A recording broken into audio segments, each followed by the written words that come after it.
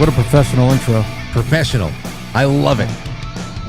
Oh, thank you to our good friend Eddie out there who made the music, and to Mike May who made the little the placeholder that we have as an intro. One day I'm sure we'll give you something that's nice. But Anthony, it's episode 1 of the Playhouse. Episode 1 of the Playhouse. Here we are. Let me ask you something. Did you feel? I know that we were talking. We were talking about what the intro theme reminded us of, but I felt an Ace Ventura vibe as well. Yeah, it has that kind of. I mean, the first thing I thought of, I can tell you gave him a reference. Who's the guy who did it? Eddie. You gave Eddie a reference of the Kane's theme. Typo Negative. That Typo Negative did. What was it? What's that called again? What is the name of the song? Into the Fire. Into the Fire. And I can hear the tones. Like I can definitely tell it's Typo inspired, but it sounds too happy to be Typo Negative. And the first thing it reminded me of was "Come Down" by Bush. Yeah. So I definitely hear Bush. I definitely feel like 1996 Florida sun on my face when I hear it. Right, because towards the end it has that that Ace Ventura, who actually, it's funny, who did that music was Ken Tamplin. Really? Ken Tamplin did all of that music. Is he credited in the movie? He has to be. He told me, unless he lied to me, which I don't know. Maybe he did. Ken Tamplin is Anthony's old vocal coach. Yeah.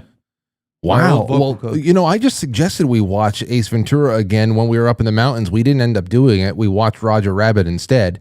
But we got to watch it again now just to see if he's got a credit. If he created the music, there's no way he didn't get a credit. We can always just Google it. I mean, it's worth a Google. Or ask ChatGPT, because I don't use Google anymore. Yeah. I just don't. I use AI now for everything. Well, welcome to everybody in the chat room. It's great to see this wonderful crowd that's here for a maiden voyage. Anthony and I, it's been a long time coming, but we needed to do something together, and Friday night was the best time to do it. And tonight, for our first guest, we're bringing in an old friend of ours, a longtime friend of ours, a composer. We're going to be talking about musical compositions. We're talking to Mr. Walt Ribeiro here. And how are you? Walt! Walt! What's up? Hey, what's going on? This is awesome. Good to have you here. Yeah, thanks for having me. Episode 1. Well, it's very fitting to have Walt because, when we first started streaming, it's like the bookends, yeah. And we streamed video streaming, and no one, I don't know if you believe it or not, but we started streaming in 2007. And with video. 2006, everything else. Right. We started. Well, we did online radio before then, but then 2007 we started to video stream on Ustream, and that's when we met Walt, because he was on there. Actually, he was the big shit on there. He had so many people watching him, and he was doing music. You doing music lessons? He was doing music lessons. Yep. I was teaching guitar and piano. And it was called Your Daily Music Lesson with Walt. I mean, that was the trick, right? He was just like doing it every day.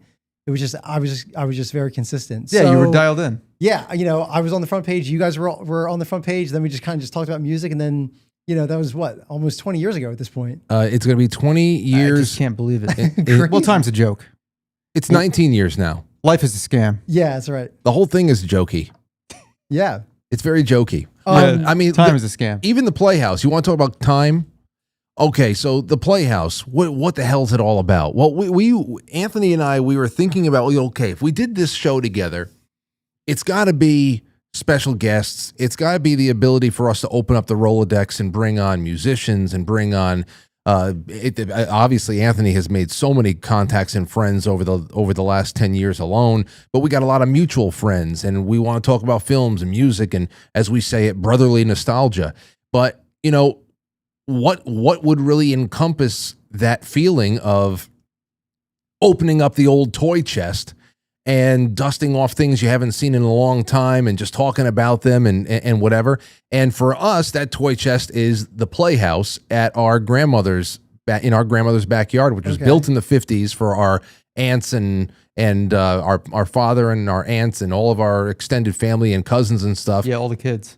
Here's a picture of Anthony and I I'm on top of the power wheels with my gun. Anthony's in the back hugging himself. Yeah, I That's used it. to do weird stuff like that. So Anthony's hugging himself in the back, and that's us in like maybe around 94, 5, 6, somewhere around there. And that's the Playhouse in the back around that 30 years ago. And that had already become a summer home to multiple generations of our family. And this is it today. This is the Playhouse today, and we filled it. Right. Well, it was your idea. Frank wanted to take. Well, we were trying to come up with a name for this show for a while, and I thought that it would be better to call it something simple, maybe just one word. If we can kind of find something that's easy to remember and not really put too much thought into it. Like we don't want to nothing super creative, just something that would hit exactly the points that he had just laid out with like going through old memories and stuff. And the first thing that you thought of was Toys in the Attic, which is the name of a guitar repair shop locally over here in New York. And so we looked it up and we realized they named Toys in the Attic after an Aerosmith song, which I didn't know. Yeah. Because I don't know many Aerosmith songs aside from I Don't Want to Miss a Thing. Yeah, just the Armageddon soundtrack. Yeah, That's it. I don't know anything. I don't know any other Aerosmith songs. But we think that the Toys in the Attic, that felt great. And they haven't been in business for a while. I thought that they were just really crafty, but there was an Aerosmith nod. So, I don't know, the Playhouse. Now we get to say, hey, come to the Playhouse again. And those stars, is that the actual stars, or is that? No, that's the original picture that we took. So me and Danelle, my videographer, that he's filmed a lot of my videos on the channel. We got together. We did a day where we took some promotional shots, and these were one of them. We went over to the property and we just kind of waited until nighttime, and we brought out the lights, and illuminated the place. And he also put some fake fog behind there. And by the way, we got eaten alive. Well, Danelle didn't. I got eaten alive by mosquitoes.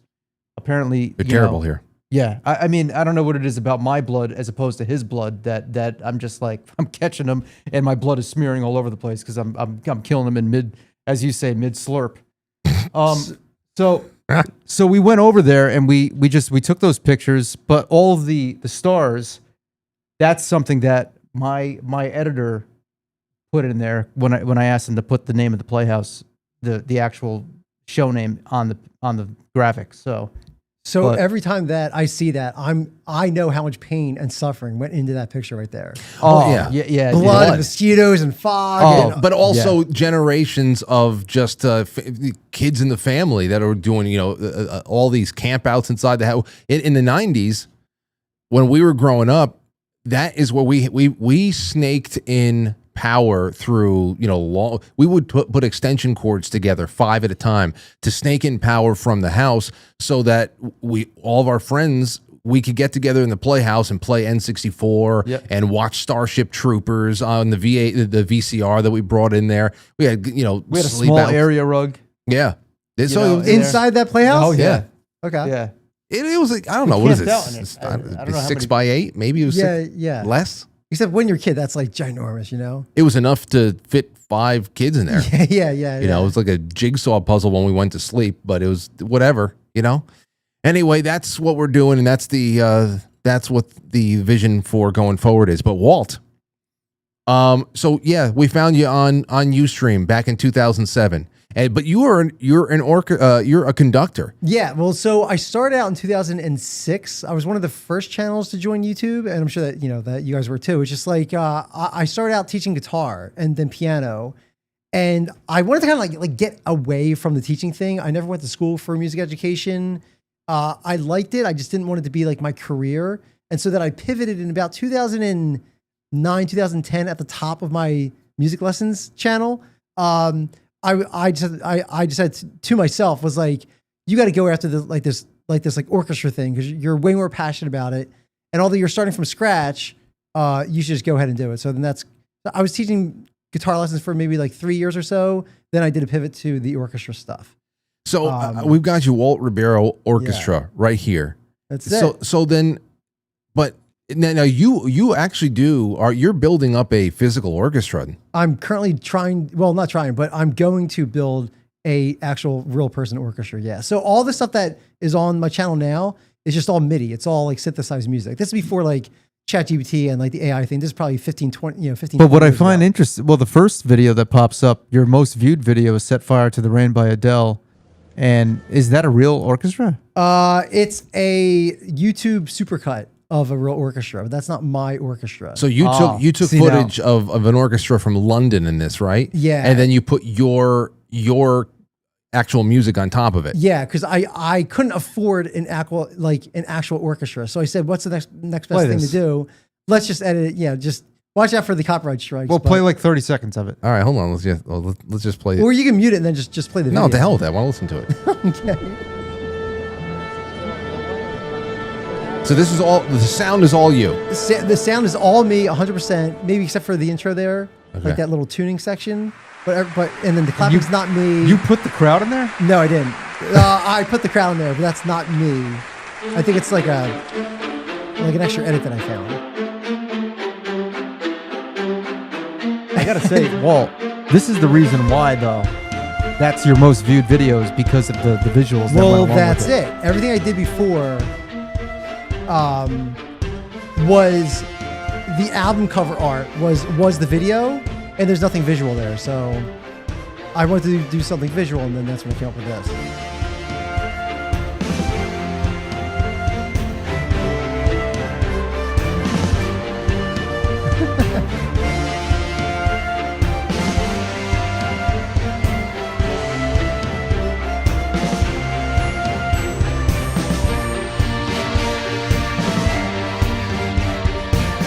Oh yeah.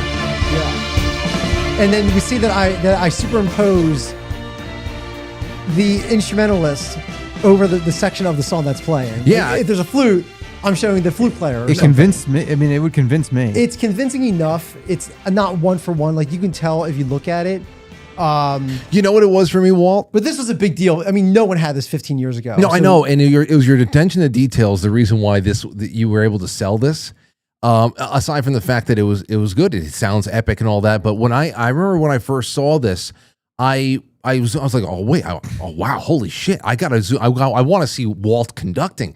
And then when I saw the actual conductor, I said, who the fuck is this? Yeah, yeah, And yeah. I said, did Yeah. Walt actually just get his composition, brought to life by an Yeah, orchestra? that's right. Because something that happens. And I wanted to see you doing this, but you've conducted Yeah. a live orchestra before, no? Yeah, and I wanted to see myself do it too, but it's tough because like when you're an orchestra, most people can understand this, like whether you're a painter or a dancer or a photographer or a musician. The only ways that I was able to get something like this done, if I wanted to like really do it with like a real orchestra, would be like, through like an art house or through some sort of like scholarship fund or something where like I would have to like submit and almost like go through like endowment or something. And so it always just felt like a broken system to me. And at that point, it's a lottery ticket that you're not guaranteed to even do it if you do the paperwork and submit it and then you get picked or not. So yeah, this was like the next best thing. And the way that this even happened is when I was teaching guitar lessons back in maybe 2008 or so. I had arranged Lady Gaga Poker Face, and that went viral, super viral. That's a more lot than of this. people's first viral hit. Yeah. Poker Face. Yeah. It wasn't mine, but I know a couple of people who that's how their channels popped off as well. Yeah. And so I did that. She was a new artist at the time ish. And I said, hey, I'll arrange it just for fun. And it wasn't a video. It was just like on Tumblr. So, You still have a Tumblr? I do still have a Tumblr. Me too. But this was back when Tumblr was like huge. And so, yeah, I did that. That went viral. And then I said, okay, let me do another track and another track. And then I did Adele. I did another one. I did another one. I did K-pop stuff back when it was. Let's not You did forget. Gangnam Starting. Style. I did Gangnam Style. Let's I not did forget a lot. your greatest work. Yeah, exactly. This is Cisco. Yeah. Yeah. Here's the crescendo That's in right. in the Thong Song by Okay. Cisco.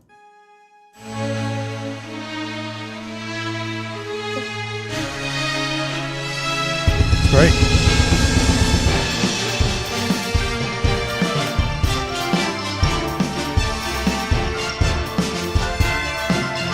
And it does go hard.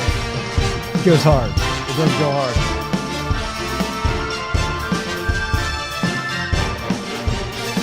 Syncopated drum beat. The bones are thrown down. Violins are playing in their top register. We got the flutes. When was the last time punctuating? when was the last time that you composed something? Compose something? I mean, I try and compose every day. In terms of publish something, probably maybe 8 or 9 months ago, because I'm trying to build up this real orchestra, and I'm, getting the funds for it, trying to get the space, get the musicians. Meanwhile, you're over here trying to build a real orchestra. That's what's tough. And getting funds and all this stuff. And Yeah. people they're making AI versions of songs. Yeah. They're putting Yeah. in prompts to sound almost that good now. Mhm. Okay. And they're uploading like nothing full-length albums to Spotify of stuff that all they did was put a prompt in. And you're over here. That's why I say you should just you should just take this and put it out and like dance in front of the camera or something. I don't know. Like, this is Re-release it all. Yeah, well, I mean, we're not far away from like maybe uploading a MIDI file and then AI just kind of like generates the video from it or something. I mean, maybe at this rate, we're maybe a year or two away from doing something like that. Maybe, I don't know. But I do get the whole like prompt engineering thing. You score films, right? I don't really do films per se. No, I mean, I've written music for some TV shows and things, or maybe like licensed some tracks, but never really did like a full length film. Okay, so here's the problem that I have with writing music for film is that, well, okay, so film would be easier for me than a video game, because a video game, when you compose something, you're composing for whether the character walks in this door or this valley or this building or fights this character, and each of those emotions has to change the song, or the song has to change with those decisions that the character makes, that the game player makes. With a film, it's a linear process. It starts here, it ends 2 hours later here, and that to me is easy. So if I was going to do maybe a form of media, I would do a film over than let's say like a game or something. I've never done film specifically, but I wouldn't be against it. It just was like, well, we have a filmmaker at least one filmmaker in the chat room right now, Brooklyn. Maybe one day she'll tap you on the shoulder. Okay. So, well, you have had your music licensed for The Bear, right? That's right. Yeah. For The Bear? Yeah. For The Bear on TV. On Hulu. For like a specific episode, or I think it was Rage Against the Machine. Yeah, I did. Yeah, Rage Against the Machine. I did Rage Against the Machine. I did Bulls on Parade. So that went really well. It was for Disney and for Hulu and all, which was awesome. And the show is awesome. I started with The Bear probably 4 years ago, before episode 1. And turns out it's like the biggest show. I mean, maybe not. I know all about it. It's one of the biggest shows in the world. And I've never watched it, and I know all about it. So yeah. So talk about, choosing right, choosing well. Well, that's good. Yeah. Also, the fun fact to know about Walt is that he's best friends with Tay Zonday. Chocolate Rain, Tay Zonday, he's my boy. we chat all the time. We had a long video chat. We had a long FaceTime call with Tay Zonday the other day. No, not the other day, like a couple of years ago. There you go. This is the original. The OG. The one that started it all. First viral hit. This was the first. Well, yeah. This is definitely like. Would you say this is the first viral song? I think people locate this as literally, in terms of like historians, in terms of like the archive stuff, this is the first real viral song. Because after this was Numa Numa. It was Numa Numa, yeah. And then like you had like... And that wasn't even the kid's voice. Yeah, that's right. Yeah, it was like that like European song, right? I always say, man, like I tell myself, sometimes I think like if I were to give my younger self advice, it would be to post... it would be to figure out how to produce all this music and put it out on YouTube quick.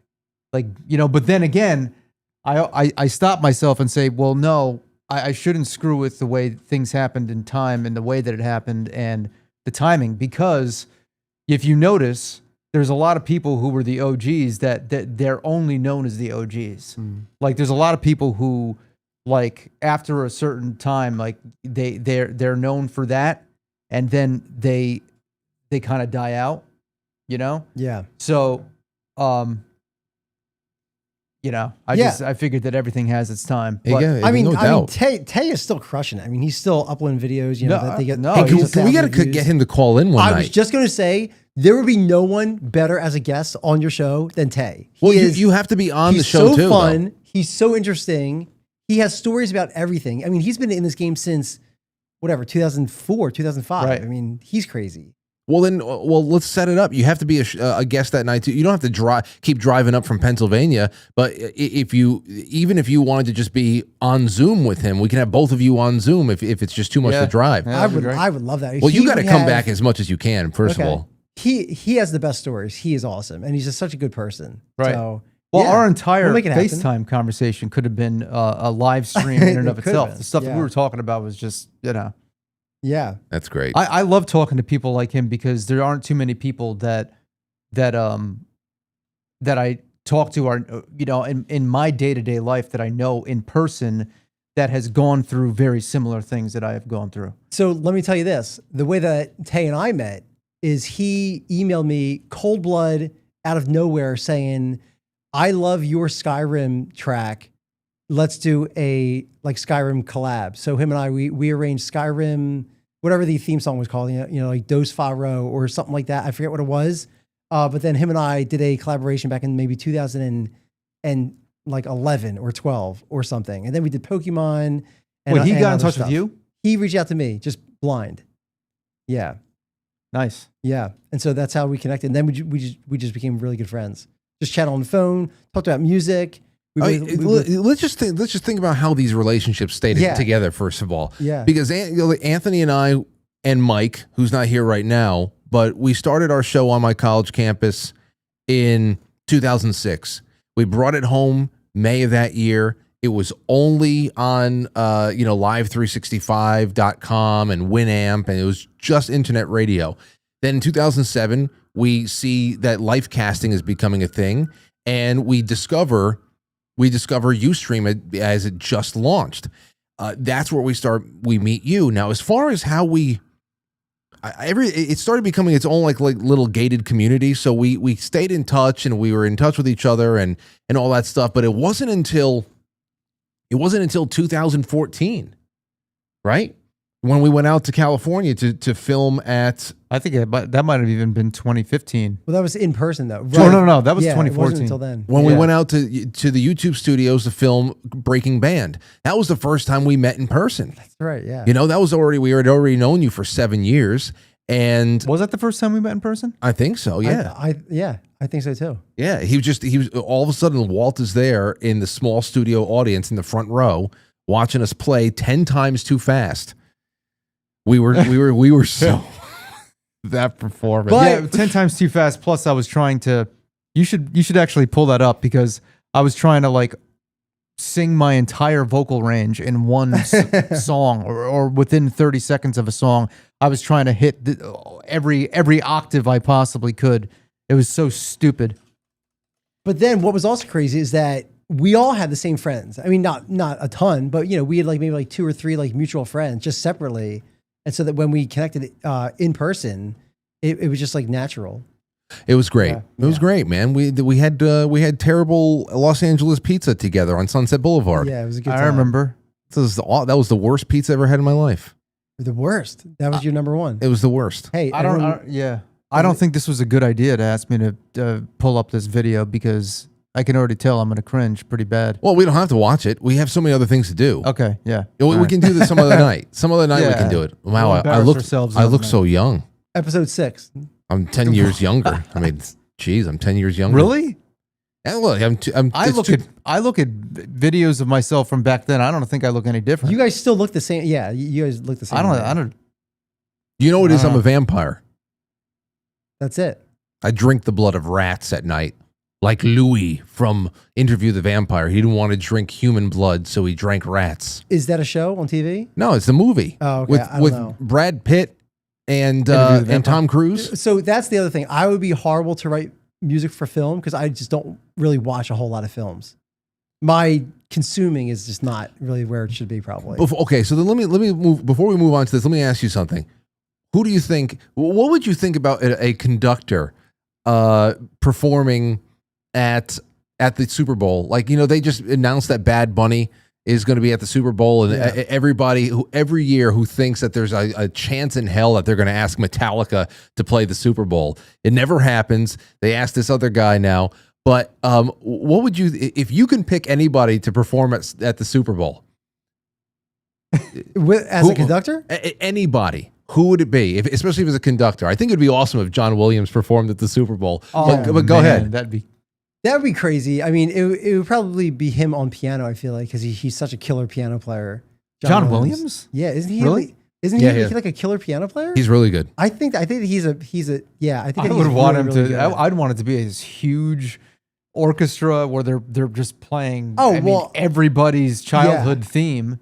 Yeah, well, it would be ridiculous. If man. Think about John Duel Williams of Fates at the Super Bowl. Everything from Harry Potter to Jaws to Star Wars to Indiana Jones. I think that John Williams at the Super Bowl would be fucking incredible. And he's like 92. He's still with it. Why they're not jumping on this? Just like a nice send off. Man. Of all the smiles that he gave to the world. Yeah, everybody knows his music. Yeah, that would be great. He literally he composed the soundtrack to our entire lives.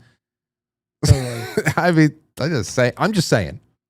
I mean, it would be a visual spectacle for sure, like an orchestra at the Super Bowl or something. And then while he's playing, they go boom, da boom, da boom, and Bad Bunny comes out.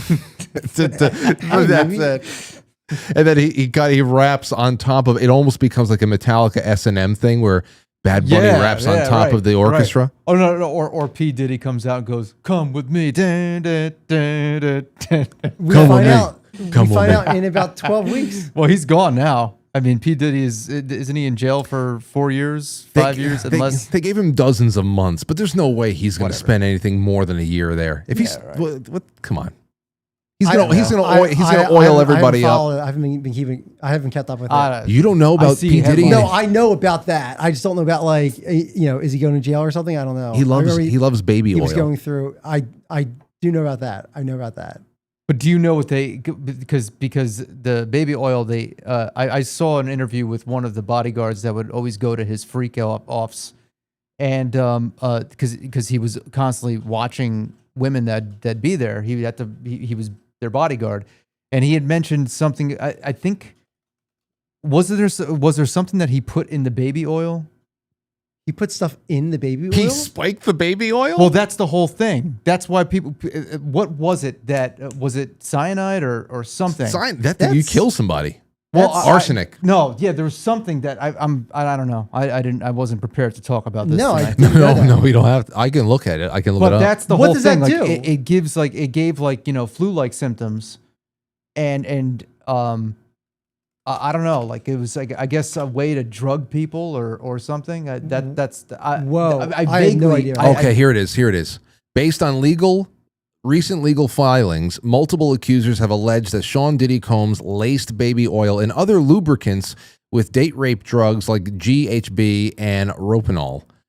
These, I guess, roofies. These allegations emerged as part of several civil and federal lawsuits against Combs, which includes charges of trafficking, racketeering, and SA assault.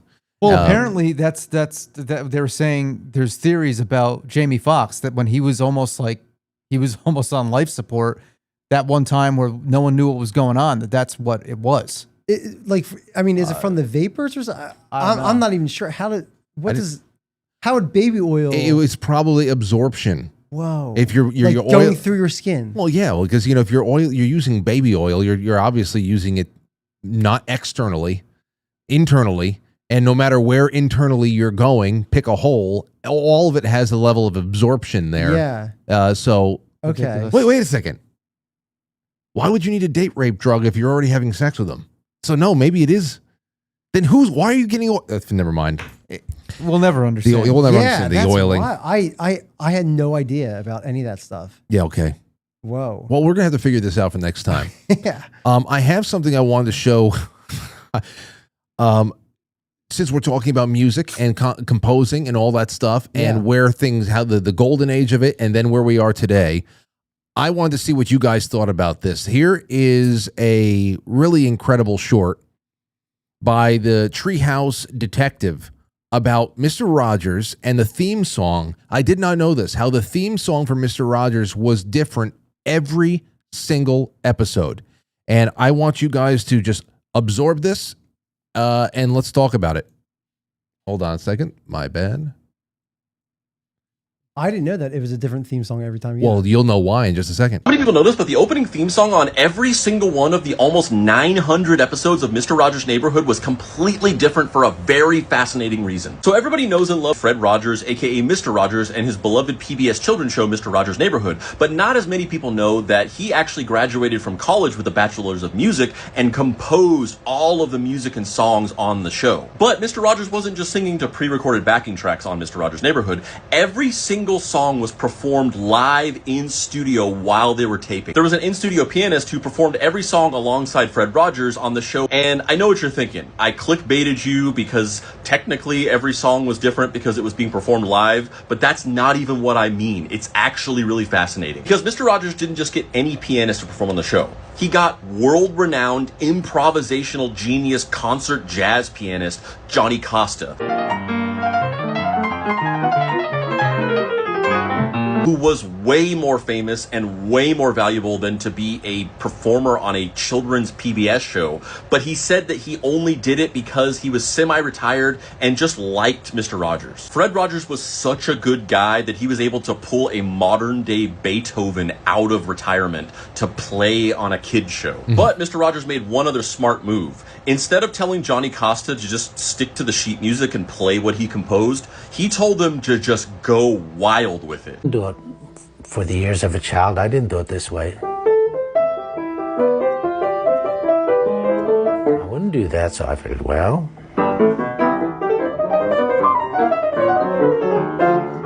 And Fred loved it, and I kept doing it, and the people loved it. And because Johnny Costa is literally a genius, he played every single iteration of every single song on every single episode of the show completely differently.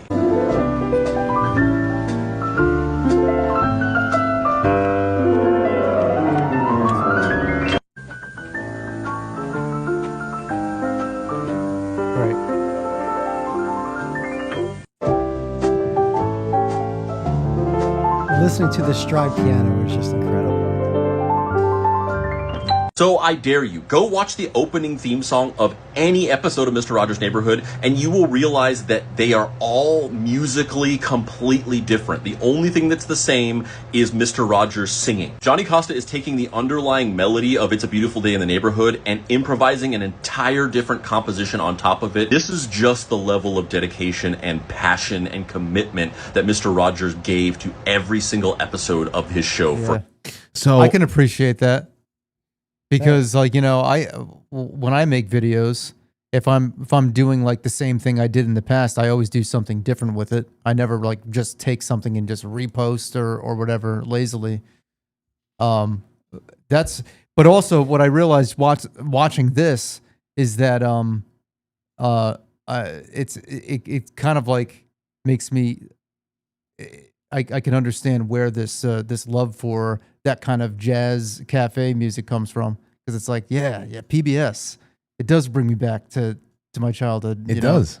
And, you know, and it also makes me think about, there's the past, that was then. And I think it really, really comes around to what we're dealing with right now. And maybe this is a good place to put this in here now, where we have the Billboard has put out, this was a couple of days ago, well, actually a couple of weeks ago, AI artist Zania Monet climbs the charts and signs a multi-million-dollar record deal. Okay, so a Mississippi-based design studio owner created a musician Right. created a fake, not a person, and is now going to, well, at least had one $3 million record label offered to quote unquote her. And listen, this goes hand in hand with all of the recent spurging out that people in Hollywood were doing about how there is this this AI actress that was about to be or was rumored to be signed by a major talent agency. And they're, actresses are just actors, and actresses are like, how are we going to compete with something that is just a composition of all of us, and the output is unlimited because they're not human and all that stuff. And here we are. You guys have already made several AI references with music, with how much it gets spit out. What do you think about the whole idea of a non-human getting a record deal? Well, this is the thing that first thing I want to know is I have questions about who is behind this, who's putting in the prompts, where did they come up with the name? Was the name thought up with AI? Who's writing the songs? So, like, this is the thing: are the songs written with AI? Are the song or are the songs written by somebody who just they wanted to? They had like a certain AI character in mind. Here it is. Here's more from that. The artist, a poet whose real name is Talisha Jones and who goes by Nikki, has used AI to craft her image and Suno to craft her music. Given her use of Suno, which was sued for copyright infringement by major record companies last year, labels backed by the majors abstained from making offers, though one major label put a top offer on the table anyway. The bidding reached $3 million to sign her, sources say. The Hallwood Media entertainment company, led by former Interscope executive Neil Jacobson, ultimately added her to its roster with a multi-million-dollar agreement. Xania is a brainchild of 31-year-old Jones, who owns a design studio and lives in Olive Branch, Mississippi. So she used Suno for the music, which means she didn't think up any of these melodies or anything like that. And what else did she use? What was the other one? It For was what? Suno for the music. I don't know. It just said AI to craft the image. It could have been Grok. Okay. I mean, if she's already using AI to craft the music and the image, then I don't trust that she's writing the lyrics either. And if she is, I mean, she's definitely using AI to assist, because I mean, that just doesn't make any, like, I don't know. Because if that's the case, if you're such a good songwriter, and if that's what this is all about, is the songs, then be a songwriter. People have made a career being very successful songwriters for years. You can be a songwriter and get placements with popular artists and start your career that way. She can get signed as that. I mean, so I don't like that. That's the thing that I don't understand. Like with AI, and this is the other thing. An AI artist, I can see it being a good thing to have. Like if you're not a good singer, and you have a melody in mind. I don't even know how you can do this, but like, you put a melody out there, and then you get like AI to sing your melody, so you have a reference to pitch to somebody to sing it for real. But to have this as not only a finished product, and not only a finished product, but the actual artist, makes no sense to me, because she's getting the money for using Suno? I don't know why anybody would put a 7-figure price tag on something like that, knowing the source. I don't get it. Perhaps it's not about the source as it is analyzing the consumers, analyzing the marketplace, and maybe that's just it. Maybe they just see that there's enough of a consumer base to spend money on something that people that simply doesn't care what the hell generated it, and that maybe they see it differently. I don't know. There's got to be some kind of a metric, something that told an former Interscope executive that 7 figures for this puppet show was worth it. You're in the first inning of this thing too. I mean, they can do like holograms now for touring. You don't have to pay health insurance to the artist. You don't have to pay the artist anything. The one thing that does, I think, maybe stick out to me here, two parts.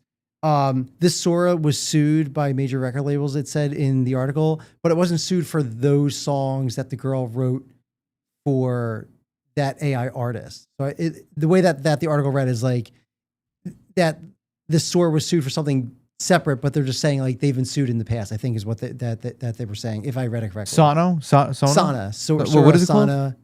Sona? Sona? Sona? Probably Suno. Okay. Sona made more sense because of like sonar, but Suna. The other part too is there was something else I was trying to think of with this. But anyway, I just feel like I know I'm not sure where I stand on this. I think it's good for the creativity thing, for like the prompt engineering where you're trying to like ideate and get ideas to kind of craft as a muse. I think that's cool. But I think that when you just push in a button and it spits it back out to you slop art and you did nothing to humanize it, I'm not sure how I feel about that. You've done nothing. I think, and I went through my little phase a few months ago where I was using AI for everything. Like, well, not everything, meaning like I wasn't using it for creative. I wasn't using it as a creative product, meaning I would never use it for lyrics. Like say, hey, write me a song, and then I take that and just slap it on recording, and like I would never do that. But I've been kind of pulling back a little bit because there are certain things that I don't really like. The first thing I don't, number one, the one thing that I'm really starting not to like is not knowing for sure what's what. I mean, AI music is getting pretty, the lines are starting to blur because I've seen people do AI covers of cover songs, like how I would take a song and perform it in the style of another artist. I started seeing AI stuff, like versions of that, people trying to do AI stuff a couple of years ago. That's when it started. And the one thing, there was limitations because AI wasn't good at creating the music. Now with Suno, I'm seeing that AI can actually make pretty decent replications of the music. It used to be where when I first started seeing this pop up, someone would take like something like, for instance, if they did a version of Frank Sinatra singing "Smells Like Teen Spirit," they went to a similar cover, which was Paul Anka, and they took out Paul Anka's voice and put Paul Anka's voice through an AI generator. Oh, okay. To make it more Frank Sinatra.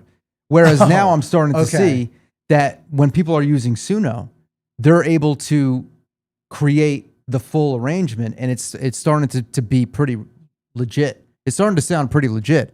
And they're able to do that in prompts and then bunch all of these songs together and just upload it on streaming services and make however much money they're making because they're going very viral. And they're able to keep up with the algorithm because they could just spit them out. And like when I make songs, when I put out songs on social media, it takes me a while. I can't just do it every day, because it takes me about a week to put it all together and I upload it. And I'm not always on a weekly schedule either.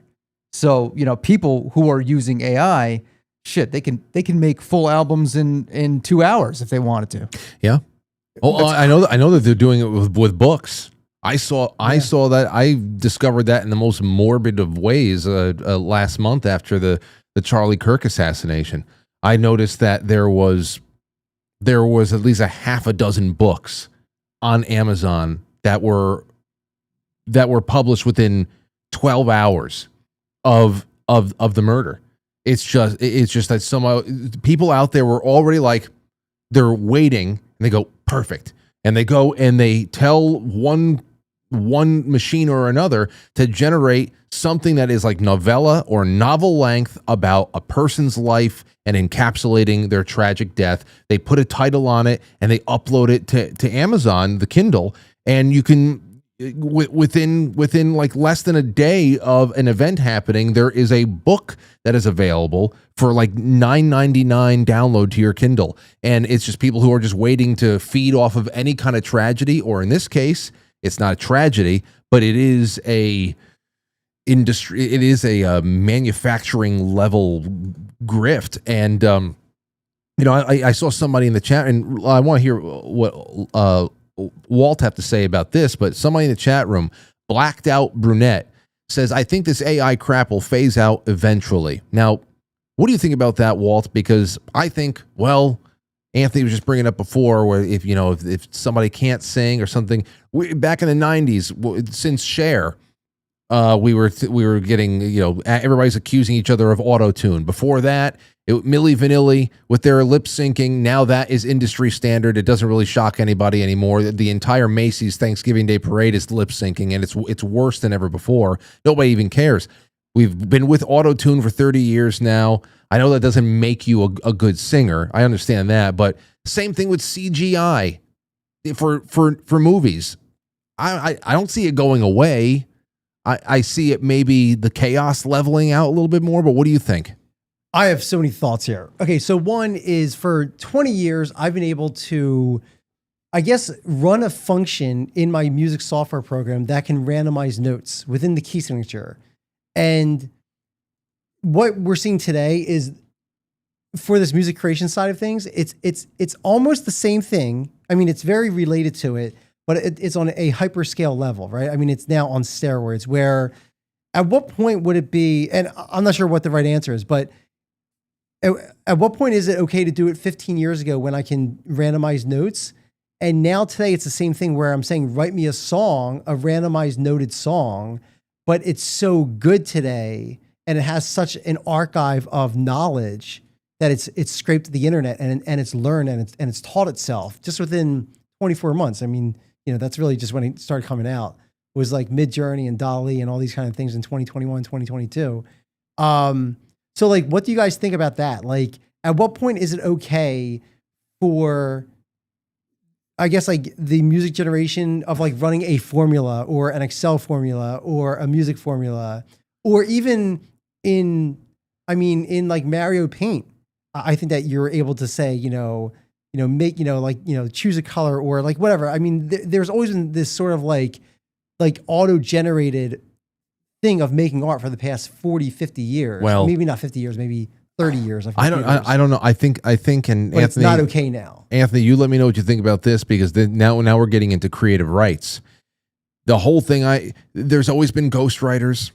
We always hear about, somebody has a whole team behind them. This person is a virtuoso. Most pop music is written by 15 different people. Right. But now with this situation is, you have somebody, in their apartment in the Bronx that goes to and buys into access on a certain platform, and they just happen to generate a song that goes viral. Who owns the song? Well, nobody knows who the actual owner is, because when you're using AI, where it's very vague as to how it actually works and what it's taking from, you don't know where it's coming from. But what you do know is that you didn't think of it. Right. So I think that people who use AI, a lot of this is going to be for people who don't give a shit about integrity, who aren't musicians to begin with, who never set out to be artists, who are just doing this for shits, that will probably go and get the most out of this. You're going to see a lot of people who are just, I don't know, they never had any intention to be an artist, or they never had any intention to be a musician. They're going to be the ones who thrive the most with this, because actual musicians are going to have too much of a internal tug of war with this. I wouldn't be comfortable making a song that I knew was written entirely by AI and just releasing it as my own. I wouldn't feel good about that, But at the same time, if I were to be working on an album, say, like with producers and co-writers, I would feel okay with that because that's just the process. That's the process that people have been doing in going through in the music industry for many, many years, and everyone's getting their due. Like everyone's getting recognition and they're getting credit, and it's being done properly. But this is just, I mean, but also you have to understand that there's a lot of people out there who don't respect. Well, I want to say they don't respect. They don't. They listen to music in the generation that's this new generation coming up. There's a lot of people who don't listen to music the same way we did when we were younger. There's so many people out there who you'd be surprised who don't care if it's AI or not. If it sounds good to them. That's why I was saying there has to be some sort of an internal metric that told the Interscope guy $3 million for the AI artist was actually a prudent economic investment because there is a market for it. Right. Yeah, But it's not going to be 3 million every time. It's 3 million right now because it's the first mover advantage where there's so much press because it's something new. Yeah. And keep in something mind, novel. Keep in mind But that 3 gonna million. fade. That 3 million is how much of that is she actually? Because like that's not free money. Labels they lend money. So what's that about? What are they even funding? So with you that? think It's definitely not a tour. $3 million advance? Well, yeah, because I don't know, because like what they're funding someone to use an app anyone can use. By the way, this is not like she's using Logic X on she's using a Logic X or Pro Tools, and anyone can use Pro Tools, but she's really skilled with it. No, Suno, anyone can make the same quality shit. Yeah. Yeah. It's a level playing field. So Well, yeah. Okay. Go ahead, Walt. I was going to say there was something else I was going to say. You know what? I need a notebook to start keeping notes of like all the different topics that were jumping around, just so I can like jump to like that next topic because I keep on forgetting what I was going to say. Anyway, I'm gonna pass forward on this. Okay. One. Listen. Well, Okay. Well, can I just say the one thing I'll say about I remember what I was gonna AI. say. Well, just really quick. Yeah.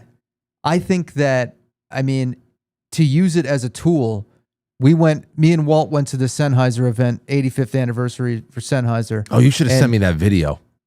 Which one? Oh, of you guys out on the balcony. Oh, yeah. Damn. So we went there, and I was talking to a couple of the people there, and this guy was talking about how there's like this new AI software that matches mastering. It's like it basically will mix for you, like mix and master and stuff like that, and match certain EQs or whatever. I think that's kind of cool. I like stuff like that. Even if it's not like, but if I were to do something officially, if I were to do something for content, I might use something like that if I knew how to use it, because I don't see a problem with just like enhancing audio where it's matching to a certain EQ style or compression. Fine, but if I were to release something on my own, well, if I were to do an official release of something that's going to be available for physical release or for even just on streaming, I would want everything to be done organically, including hiring a mixing engineer and a mastering engineer if it's going to be a final product of anything, because that's what makes music art right there. Is like there are people, like some people will go and they'll record shit and they'll be a one man band with like 20 different hats, and they'll do everything. They'll record it, they'll mix, they'll master, and they'll be good at everything. But I think it's really cool when you have a project that there's so many people who are really good in their roles that come together and make something. Yeah, I'm with you. Now, but on the other hand, if there are some tools that can help you along the way to enhance some things, but not write things for you, not like change your voice to something completely that's not even your voice, stealing someone else's tone. I don't really like that stuff. But there are some artists who do, like Grimes. I heard that Grimes has this thing where she had said if anyone makes AI music with her voice and she likes it, she'll cut them in on the royalties or something like that. I don't know if I'm getting that right, but Well, in general, because now I want to just get to general. I think we should definitely to end the show. We should do some of the latest AI craziness with Sora, because I think eventually it's going to level out to some degree. People like us, the general public, we're always going to do the most chaotic shit possible with it, and then there's going to be actors on far higher levels of society that are going to try to really cause some rifts, big time. I think it was social cohesion and all that other stuff. But as far as just like these creative boundaries and seeing what people can do with it, I think everybody is just like wetting their beak at this moment. And it's, I don't know. Here's the video of you guys. Look at this incredible view that Anthony and Walt had like 2 weeks ago at this. Where was the event again, Ant? it was at the Skylark in New York City, the West Side. I felt like Check this.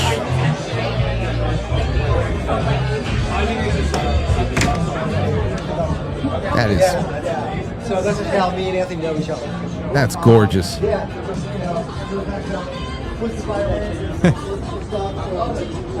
night was incredible. Like the weather. Yeah, it was great. I have yet to be at a place like that in my entire life. I always wanted to have a cocktail at one of those places. I mean, the city's full of places like that. Yeah. Well, they evade me like the plague. I just sent you a picture of both me and Anthony. If you want to check it out. It's a beautiful picture. Yeah. Look at that. I can't Look show. at that faded picture. That washed out picture. That's okay. You guys look great. You guys look great together. The only thing about the Sora thing is like the prompt engineering thing to me. I mean, I'm not really that against it as a composer. I just think of it a lot of like, okay, if I owned a company and I had, let's say, 10 employees that was writing music for me, I could say to them, write me a jazz song, and then I own it as a work for hire. So how's that any different than me prompting the prompt engineering to ChatGPT or to Sora and saying, write me a jazz song, and then it spits it out? One's a robot, one's a human, and I get that. But I'm not really sure, I think the problem is like of how hyper you can do this. You can write 100 songs an hour. Because like I almost see it as like if you were to ask a jazz musician to write you a jazz song, and he had some kind of mechanism to take a bunch of vinyl records of old jazz and melt it together into a new vinyl, and then give it to you without doing anything. That's kind of what AI is. Yeah. Yeah, I know, and it's scary. I mean, I don't like that. Excellent album. You know what? We learned a lot from Great it. record. I kind of that was from Dewey Cox, Walk Hard. You've never seen it, have you? No. That's a great movie. Okay. I kind of, I went off on a little bit of a tangent and I forgot what I was going to say. There was a good point that I was going to make somewhere in that incoherent mess of me just talking and not being able to stop. Melting vinyl, melting 33s. Melting vinyl together? No, it was something else. It was another point I was going to make. Well, it might come up while we're looking through some of these crazy stuff. Yeah. Because here is, as far as where we are right now, ladies and gentlemen, and Walt and Anthony, I think we're going to have a really good time with this. As far as where we are in the last few days, last week or so, with this Sora 2 that came out, it's an OpenAI. I think it's free. First, I thought somebody said it was like $250, and then our buddy Phil, sent us this. He sent us this a couple of days ago, and here, this is what he made. Is this the Playhouse everyone's talking about? Aunt, Frank, you in there?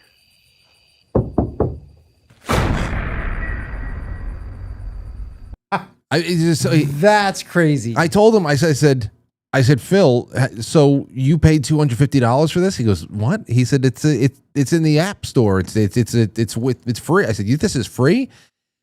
And then it made all of the crazy dead celebrity content that's been generated lately. It's insane. It's funny in chaotic ways. I saved a few. Let's get into it a little bit. Here is the Queen of England.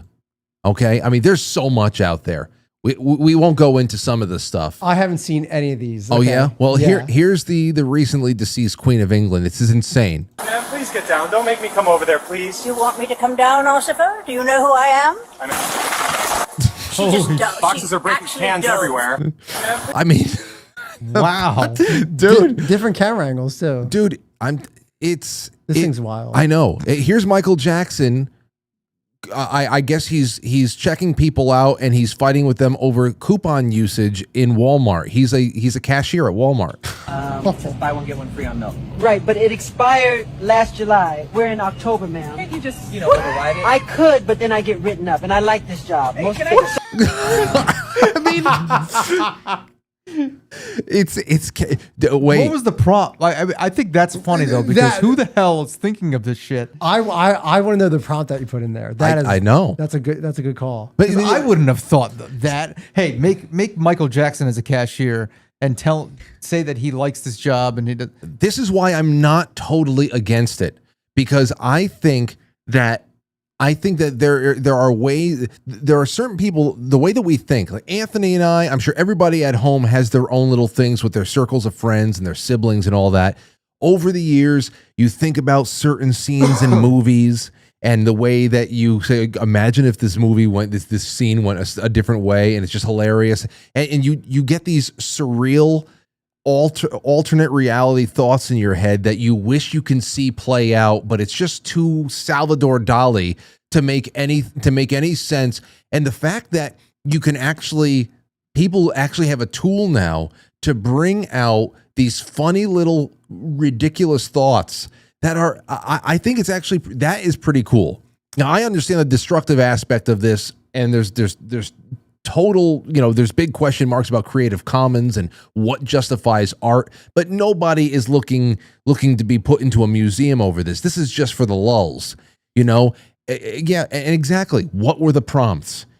To know the inner workings of a person's mind that made this come to fruition, that's what the internet is for, in my mind. I love it. Now, the Martin Luther King stuff is fucking fantastic. What's that? Yeah, okay, show me that. Here's Martin Luther King Jr. He's rehearsing his "I Have a Dream" speech, but he can't get it right. He's in the bathroom looking at it. Okay, here you go. Okay. I have a dream. I have a jeans. I have print. I'm sorry. I have a speen. I'm half Dean.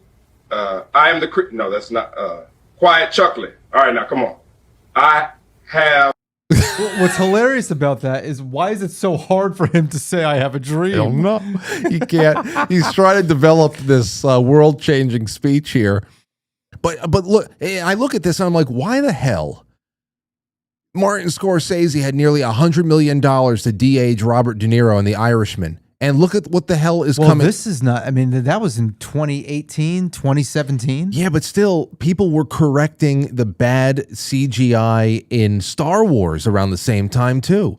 It's like, I just don't understand how, even at that time, there's consumer-grade technology out there that people at home were doing it better than the studios.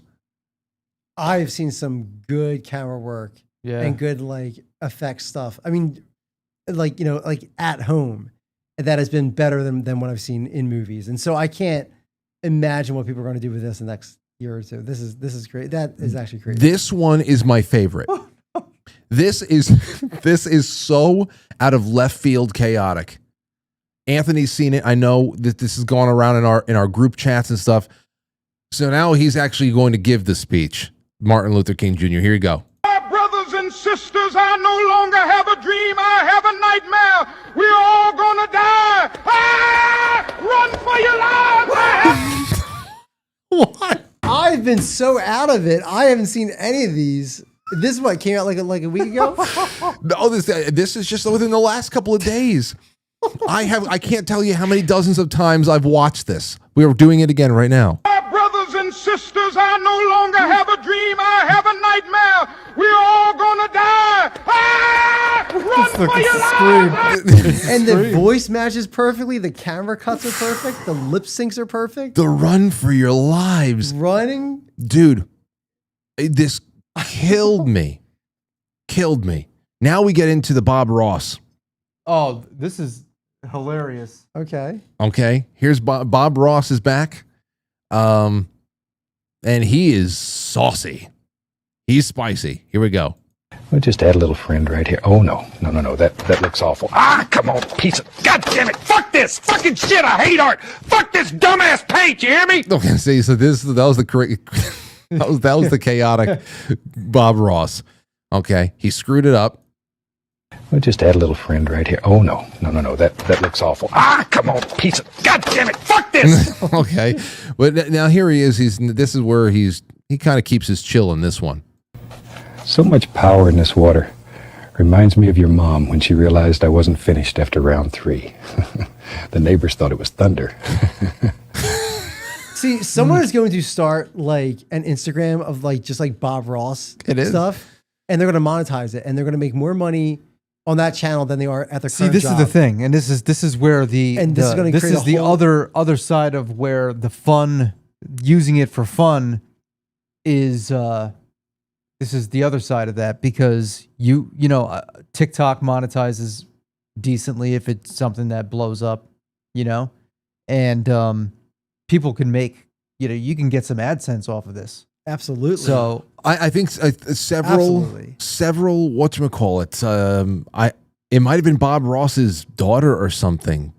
I think that, or it could have been Martin Luther King Jr. I don't know, but there are several families that have already said, please stop using the image and likeness. Now, this is almost like you said, a flip side to what Hollywood is talking about with the signing of AI talent, and which is also connected to the same tree of debate about what Hollywood is going to do with the estates of dead talent that, we're in the phase right now where all types of actors, because we are in the AI phase, we're heading deeper into it, that they're all going to be given the deal.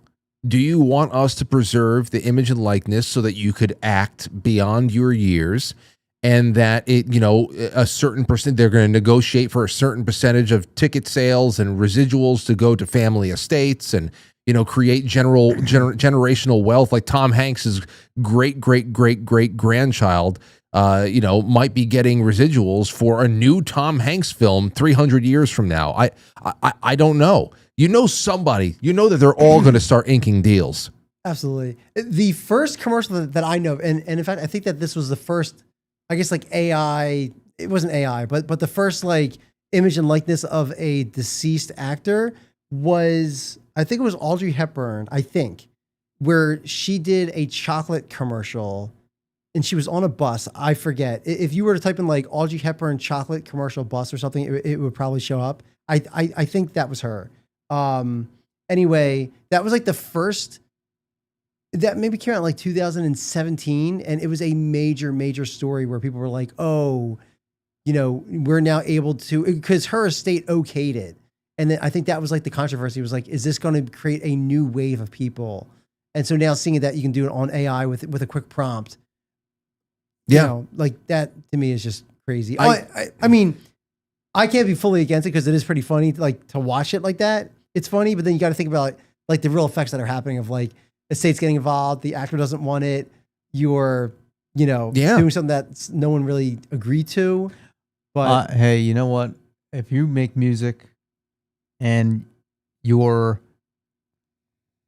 feel in any way that you might be threatened by this or whatever, I just say, hold it down and just keep making stuff, because a lot of people, this is pretty polarizing. Using AI is pretty polarizing right now. There's a lot of people who are against it, and there are going to be people who are always going to want to see they're always going to end up going back to what is the real version of this.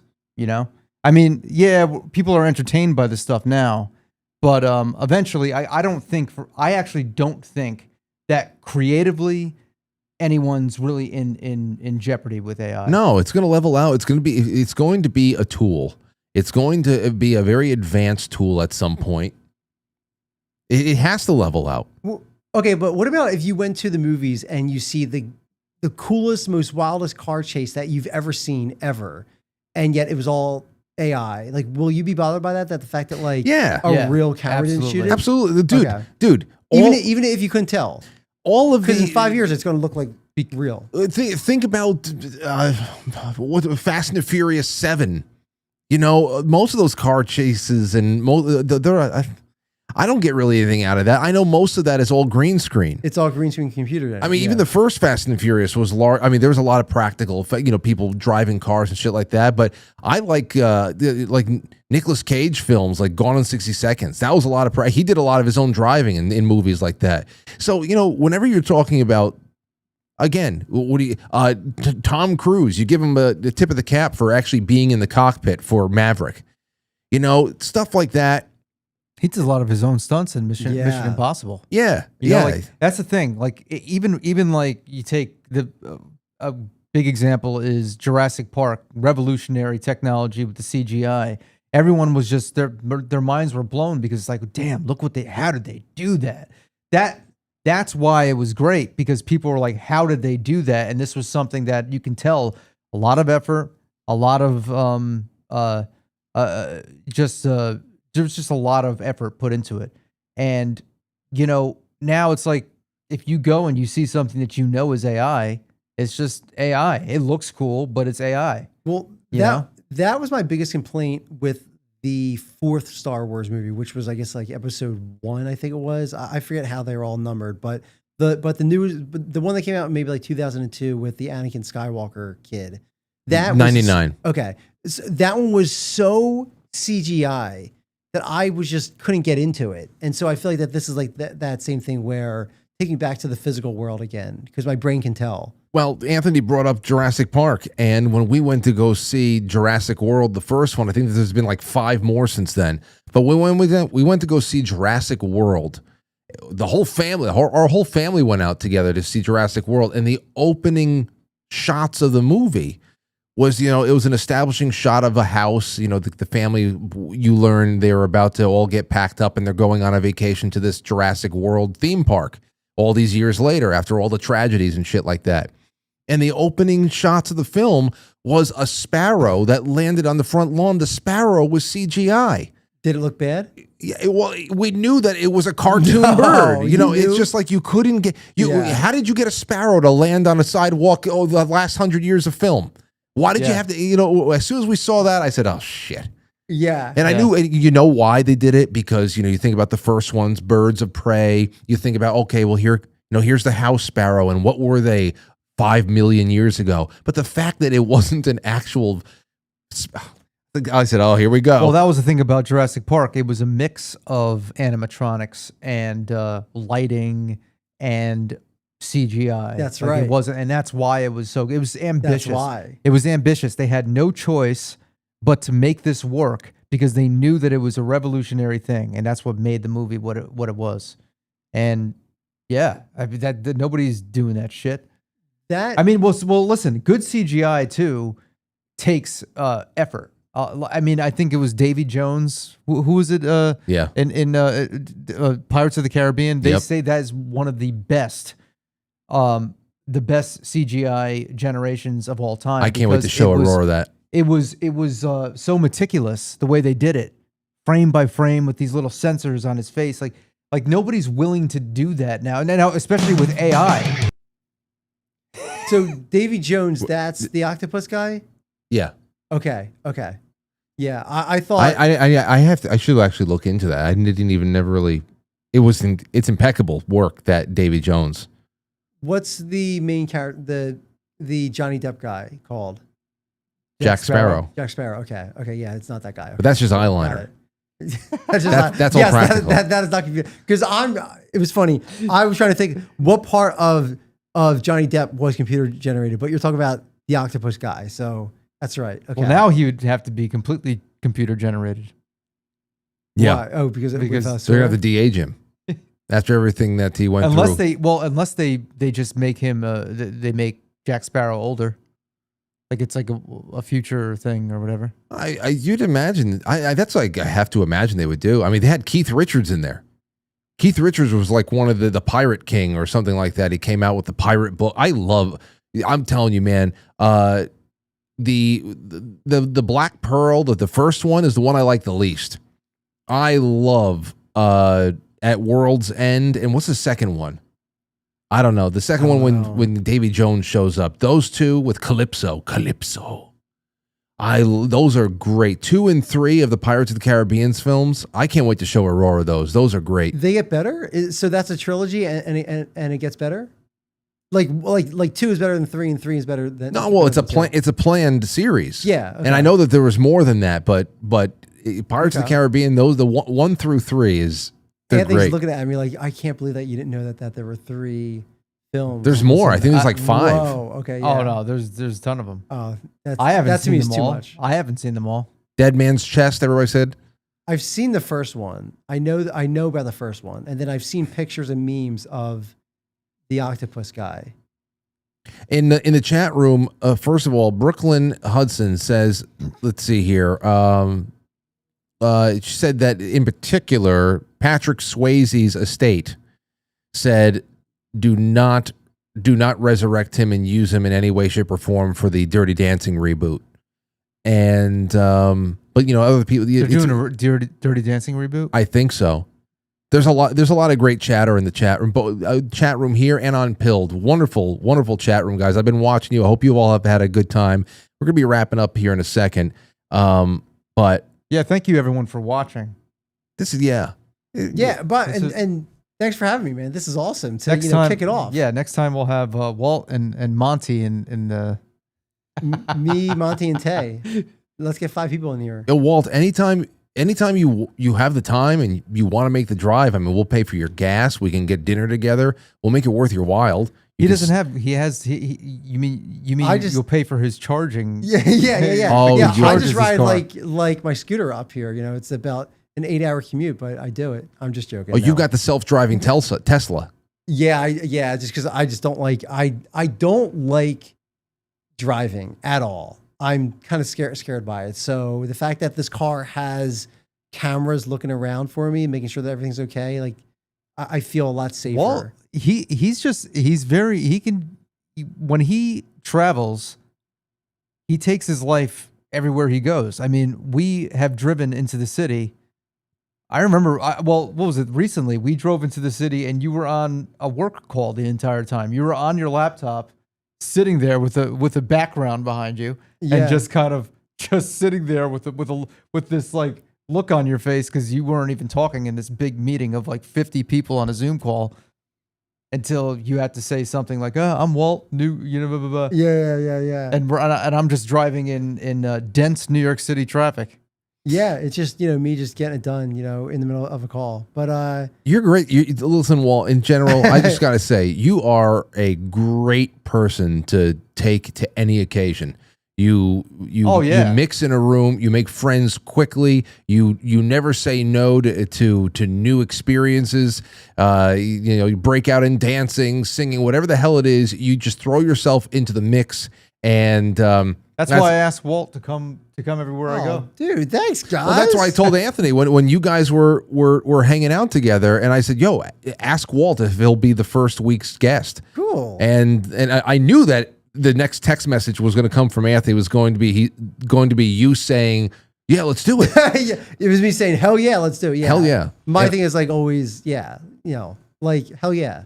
So yeah. Yeah, you're a good guy, my friend. I just like the idea of launching things. I like the ambition that you guys have. I like the adventure of, setting yourself up to win. And I'm all for it. Whether you're writing a book or doing a movie or, working on a fashion line, whatever it is, I think it's cool that you guys are building things. So yeah, I'm right behind you. So, Well, fashion line is next. Okay. Well, to everybody on Pilled, that's the only place where we're monetized right now. I just want to thank Amethyst Cat. Says, congratulations, Frank and Anthony, on the new show. Nathan says, the Playhouse episode 1, let's go. Mike Dogs D dropped an EMP, saying, congrats on the Playhouse, fellas. And then Stove drops an entire sleeve of cookies on us. I appreciate you guys. And yeah.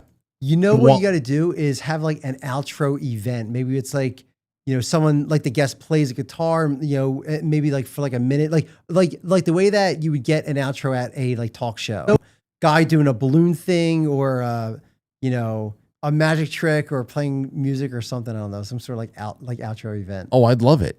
I'd love it. I absolutely, yeah, no doubt about it. We could try. I mean, right now I'm just gonna be playing the intro for the outro, and Anthony and I we're coming up with all types of really fun ideas for where this is gonna go. And we had a couple other.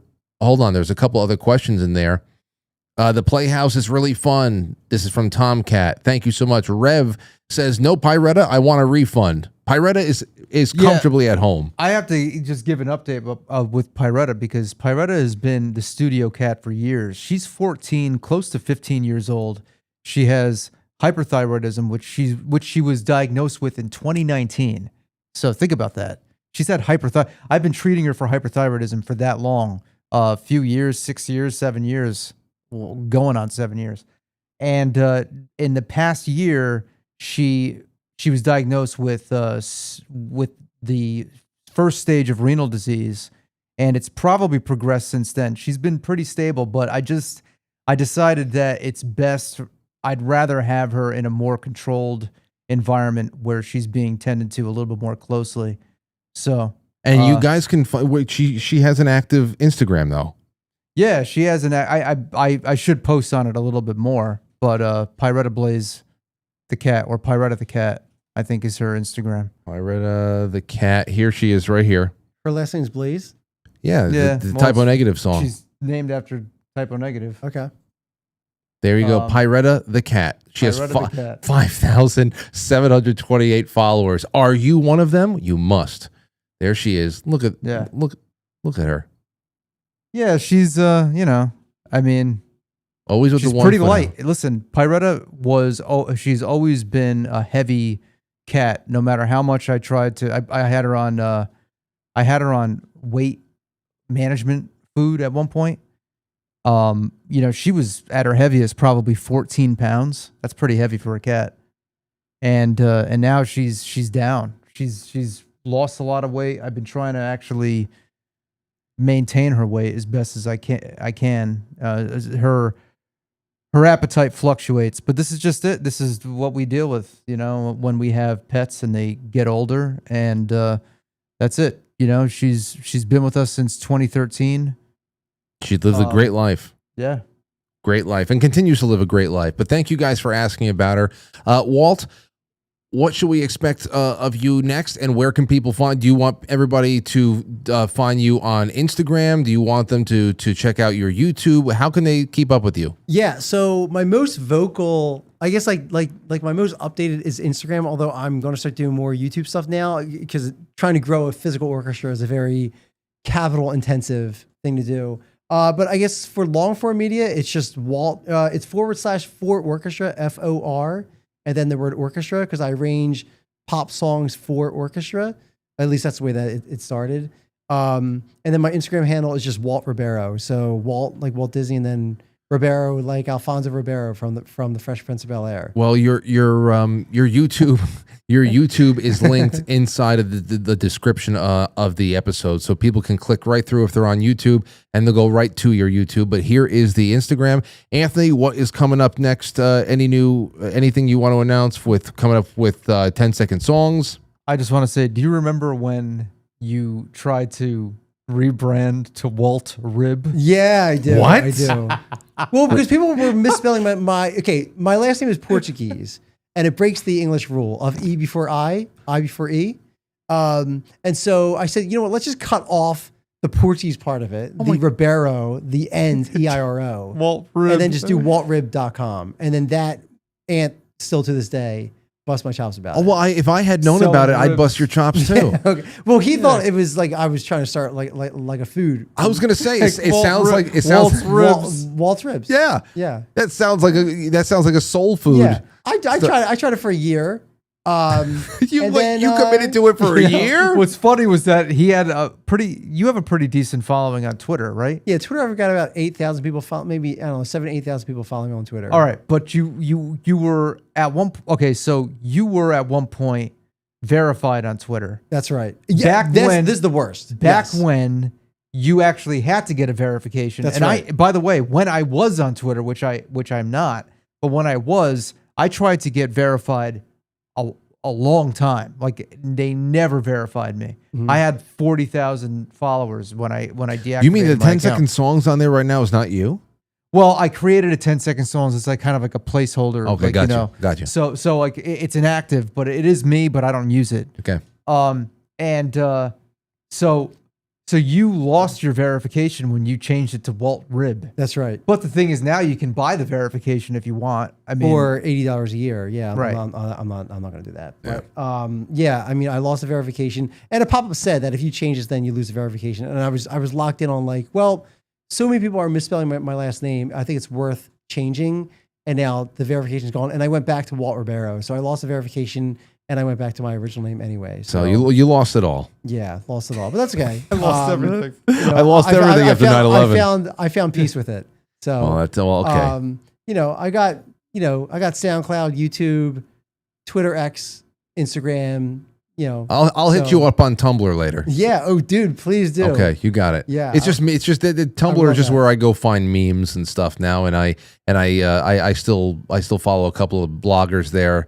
A lot of anarcho-capitalist bloggers who are the free state advocates, and I love all the clashing. A lot less. It's a wasteland. But anyway, send me your Sora memes of Beethoven washing his car. Or oh yeah, I don't have any of those. Okay, well then make it. I only have a key on the degenerate stuff. Anyway, and as for me, it's Frank, and I have nothing really coming up except what I usually do. Except a huge podcast now called the Playhouse. The Playhouse. So the next time you'll see us live is going to be on October 24th. It'll be great. And actually, October 24th. That's Friday, October 24th. Yeah. Right. That I'll be releasing my first 20 style video in a long time, in probably years on October 24th.